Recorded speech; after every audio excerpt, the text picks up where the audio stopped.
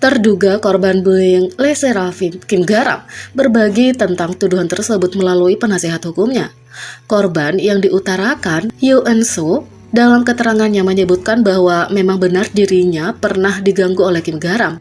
Kuasa hukum Yoo Eun-soo juga menyatakan bahwa hasil investigasi terpisah yang tersebar di dunia maya terkait tuduhan tersebut adalah benar dan bahwa Kim Garam telah menggertaknya.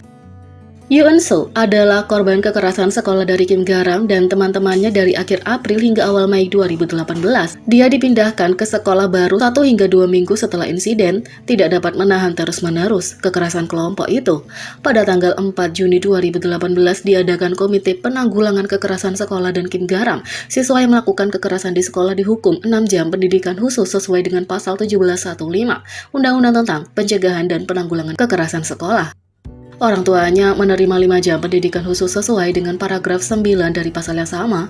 Yoo Eun-soo, seorang korban kekerasan di sekolah, menerima konseling dan nasihat psikologis sesuai dengan pasal 1611 dari tindakan yang sama. Penasihat hukum mengatakan, korban Yoo Eun-soo secara sukarela dipindahkan karena dia tidak tahan dengan intimidasi terus berlanjut, tetapi dia menderita rumor jahat seperti Yoo Eun-soo salah atau itu sebabnya dia dipaksa untuk pindah. Dia menuduh pelecehan online menjadi lebih buruk setelah Hype menyatakan Kim Garam adalah korban dan bukan pelaku. Selain itu, banyak yang menuduhnya menulis postingan itu karena cemburu, bahkan sampai mengunggah foto-foto kehidupan nyatanya dan menyuruhnya untuk bersiaplah untuk menggali kuburanmu sendiri. Kemudian dibuatlah postingan di Netpen yang mengekspos Kim Garam dan isinya mencatat bahwa Kim Garam terkenal dengan sikap buruknya yang juga diketahui oleh orang-orang di sekitar sekolah. Dikatakan bahwa jika ada siswa yang tidak dia sukai, dia akan mengumpulkan siswa lain untuk menyerang dan mengutuk siswa itu bersama-sama.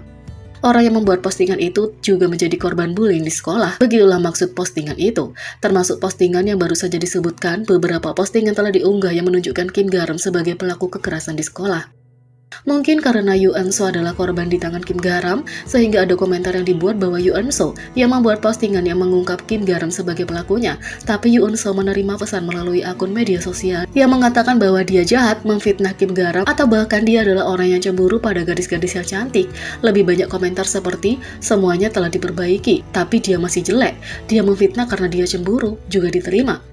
Tapi yang lebih parah, beberapa pesan dan postingan bahkan membagikan foto Yoo Eun-soo mengaburkannya dan mengancamnya dengan pesan, terima kasih telah merawat mosaiknya, kalau kamu menguntit Le Serafim, kamu sebaiknya menyiapkan kuburanmu. Yoo Eun-soo mengalami kecemasan dan ketakutan yang luar biasa saat memikirkan bahwa seseorang mungkin punya foto asli dan bahwa seseorang, apakah itu pemerasan atau orang lain yang membuat ancaman, akan menyebarkannya melalui internet kepada siapa saja, di mana saja, kapan saja. Dia bahkan menderita serangan panik dari waktu ke waktu di mana dia sulit bernafas karena dia merasa jantungnya akan meledak, kata penasihat hukum Yoo Eun-soo. Yoo Eun-soo menuduh bahwa dia telah meminta Hype untuk menarik kembali pernyataan mereka dan mereka meminta maaf padanya. Tapi Hype menolak permintaannya dan Kim Garam melanjutkan promosi sebagai Le Serafim. Dia menyatakan bahwa karena pelecehan, dia telah mengajukan niatnya untuk putus sekolah dan bahkan mencoba untuk menyakiti dirinya sendiri. Korban tidak meminta ganti rugi apapun, tetapi dia mendesak agar pernyataan yang berbeda dari kebenaran itu dihapus. Dia ingin mereka membuat pernyataan berdasarkan fakta, permintaan maaf, dan hanya kebenaran. Tapi Hype tidak membalas surat resmi dan kegiatan hiburan Kim Garam berjalan seolah-olah tidak ada yang terjadi. Penasehat hukum Yoo Eun-soo mengatakan, tapi Hype tidak membalas surat resmi dan kegiatan hiburan Kim Garam berjalan seolah-olah tidak ada yang terjadi. Yoo Eun-soo yang tidak tahan dengan kecemasan dan ketakutan ekstrim yang disebabkan oleh serangan putaran kedua yang dilakukan padanya, akhirnya mencoba untuk menyakiti dirinya sendiri.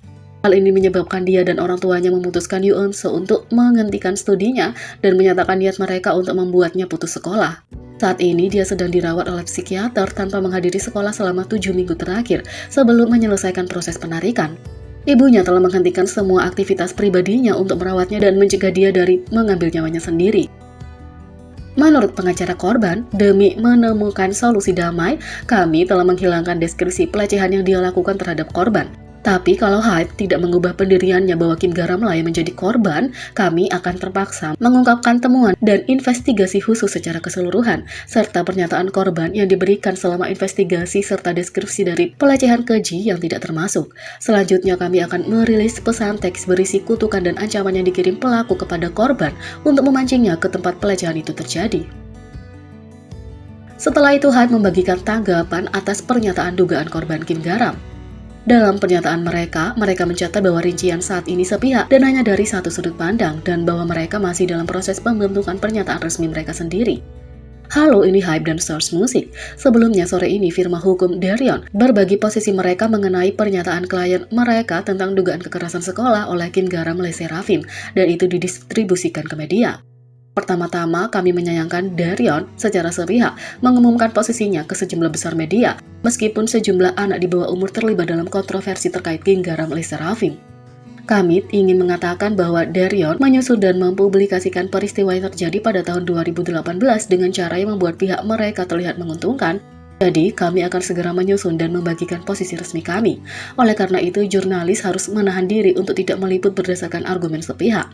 Sekali lagi, kontroversi dimulai dengan menyebarkan informasi palsu tentang seorang anggota yang akan debut. Menilai bahwa tindakan menyebarkan informasi palsu ini berbahaya, kami segera mengambil tindakan hukum dan masih melanjutkan proses.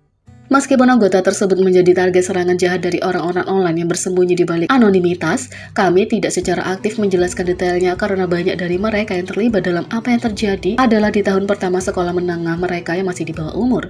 Tapi, detail dari kasus 2018 saat ini dikomunikasikan hanya dari satu sudut pandang, jadi kami akan mengklarifikasi dan melepaskan posisi kami segera setelah peninjauan kami atas klaim Darion selesai. Terima kasih, kata Hype dan Source Music.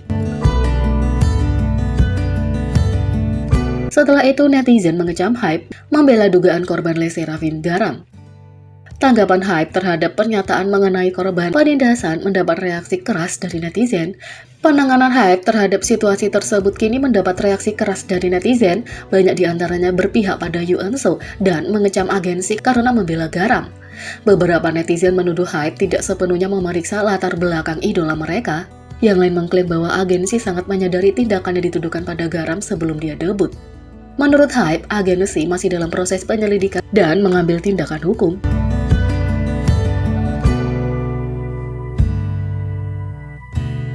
Jadi, bagaimana menurut kalian tentang ini? Beri komentar di bawah, klik subscribe, like, share, dan klik lonceng. Sekian video kali ini, sampai jumpa lagi.